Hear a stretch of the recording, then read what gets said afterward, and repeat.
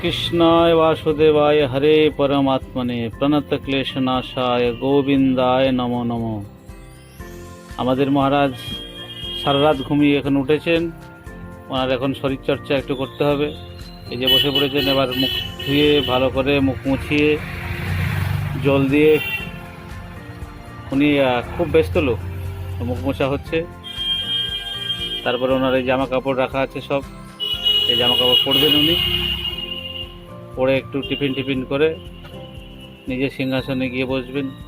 আমাদের মহাদেব রোজই তো স্নান করাতে হয় এনাকে ঘি মধু গঙ্গা জল দিয়ে, প্রত্যেকবার একবার করে দিনে একবার স্নান করাতে হয় ওনাকে।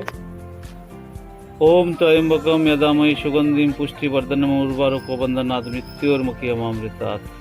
এই মন্ত্র করে মহাদেবকে তো একবার সারাদিনে স্নান করাতে হয়। সাথে ওনার নন্দী মহারাজও থাকেন, ভালো করে স্নান করাতে হয়।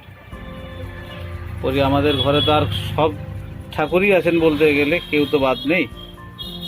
সবাইকে স্নান করানো হয়ে যাবে। এরপরে নিজেদের চর্চা করতে হবে, একটু গীতা পাঠও হবে। এই ভগবত গীতা আজকে ৫ম অধ্যায় পড়ানো হবে। সেটা সবাই দেখতে পাবে না, কেন সময়ের অভাবের জন্য, যেহেতু একটু বড় টপিক তো সেই জন্য। যাই হোক, ৫ম অধ্যায় নিজে থেকে একটু পড়ে নিতে হয়।